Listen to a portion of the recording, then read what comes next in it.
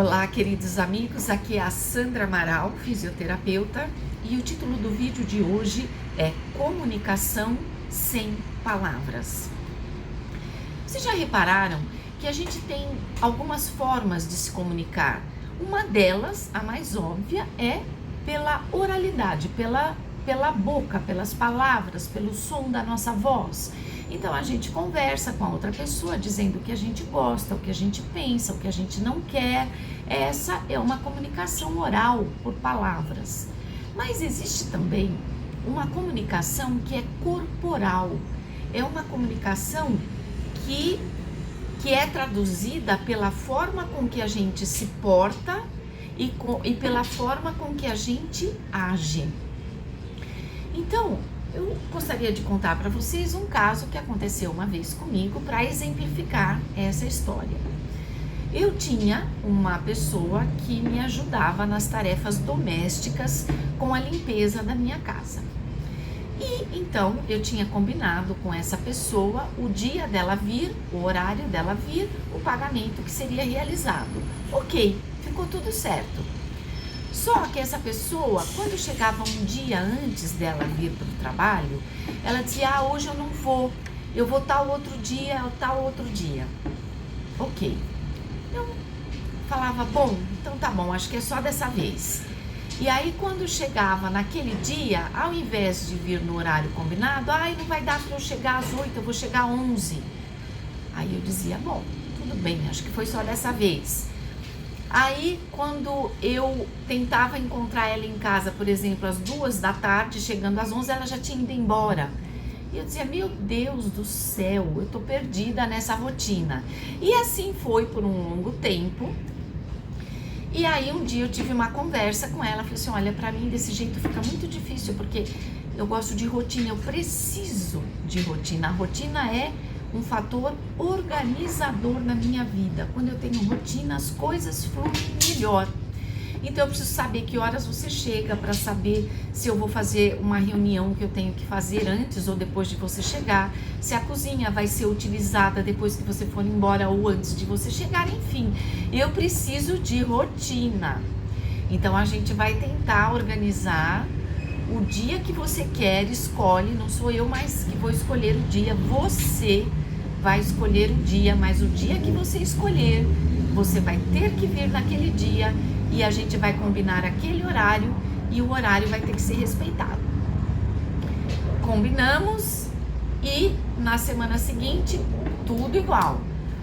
Eu só posso ir tal outro dia e tal outra hora. E assim foi se arrastando até chegar um momento que ela me avisou que ela não viria naquele dia e viria só na outra semana. Aí complicou muito para mim, porque eu tinha um cronograma de limpeza de casa, de andamento da roupa que eu precisava que aquela semana fosse cumprido. E como eu também já estava no meu limite, aí eu comuniquei a ela que não precisava vir, que ela podia me tirar da agenda dela, que eu ia procurar um outro arranjo para ela ficar também à vontade com a agenda, sem precisar ficar marcando, desmarcando, dizendo que vem, mudando o horário, nada disso. Por quê? Pela atitude desta pessoa, eu entendia que tanto faz a minha casa. Tanto faz vir ou não na minha casa, tanto faz ter eu ou não como um trabalho na agenda da semana dela, porque era tratado assim de qualquer jeito.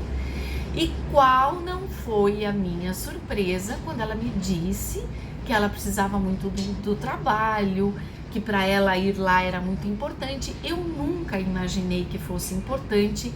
Tal era a desimportância, aqui entre aspas, que ela dava ao que foi acordado previamente com relação ao trabalho na minha casa. Então, para mim foi uma surpresa ela dizer que a minha casa era muito importante, que ela gostava de ir, que ela queria o trabalho, que ela precisava do trabalho. Porque pelo comportamento que ela vinha tendo comigo ao longo dos meses, mesmo depois da gente ter conversado várias vezes sobre o assunto, não adiantou nada, o comportamento continuava sendo uma falta total de rotina e de horário. O que eu interpretava, vejam vocês, o que eu interpretava dessa atitude era que tanto faz ter ou não a minha casa. Aliás, se tivesse uma casa que pegasse menos no pé com dia e horário, talvez fosse até melhor para ela. E a minha surpresa quando ela disse que ela queria, que ela precisava, que aí já também não adiantava mais, porque a relação já estava muito desgastada. E eu nunca nem imaginava que a minha casa era importante para ela pela forma com que ela tratava este trabalho no cronograma semanal da vida profissional dela. Então veja, se era importante para ela e se eu vinha sinalizando o quanto aquele funcionamento estava ruim para mim, era o caso dela pensar, bom, a minha atitude tem que mudar. Eu tenho que nessa casa ir no mesmo dia e no mesmo horário conforme foi combinado. Mas isso nem passou pela cabeça dela. Olha que coisa, nem passou pela cabeça dela, mesmo eu sinalizando. Então,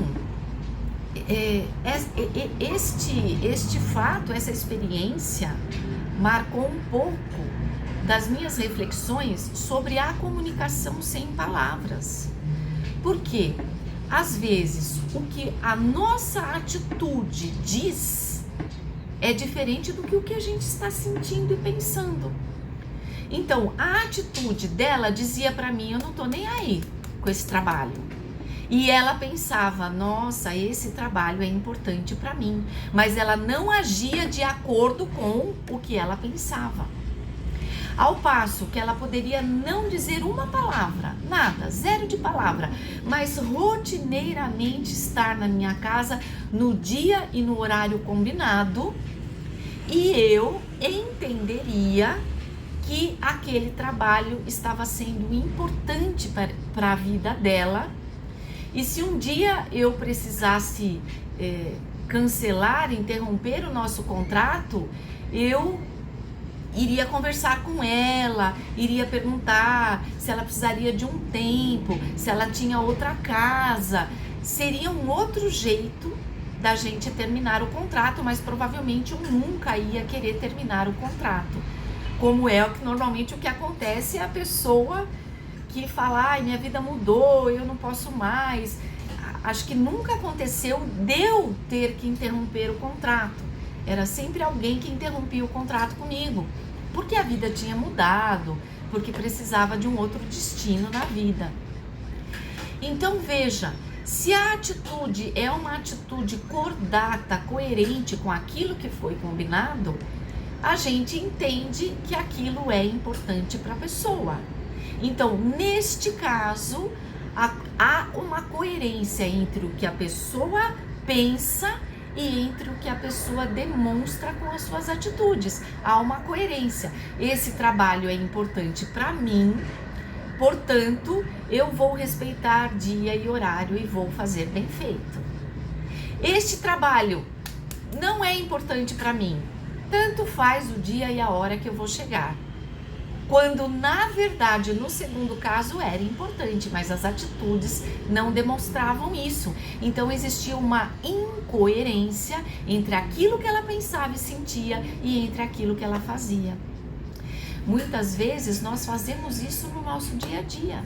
A gente tem comportamentos que mostram para outra pessoa o nosso compromisso. Eu estou compromissada com este trabalho, eu estou compromissada com esta amizade, eu estou compromissada com esta relação. Então, eu estou tendo atitudes que reforçam o meu compromisso nessa relação. Beleza, nós estamos sendo coerentes entre aquilo que a gente pensa e sente e entre aquilo que a gente faz. Só que outras vezes as nossas atitudes podem ser atitudes de quem não tá nem aí, quando na verdade aquela relação é importante pra gente, a gente gostaria que ela continuasse, mas nós não demonstramos com atitudes o quanto aquela relação é importante pra gente. Neste caso, estamos tendo uma incoerência entre aquilo que a gente pensa e sente e entre aquilo que a gente faz. Portanto, meus amigos, eu espero que para vocês esta também tenha sido uma reflexão importante, como foi para mim neste caso. Eu aprendi isso com essa pessoa e fiquei refletindo se em algum aspecto da minha vida eu também não estou sendo incoerente com as coisas que eu penso e sinto e com as coisas que eu faço. Será que eu estou demonstrando em minhas relações o quanto algumas relações são importantes com as minhas atitudes? Então, esta é uma reflexão que pode salvar um relacionamento que às vezes a pessoa nem percebe que está chegando ao fim, porque as atitudes não são coerentes com os pensamentos e os sentimentos. Bem, queridos amigos, era isso que eu tinha para dizer para vocês hoje.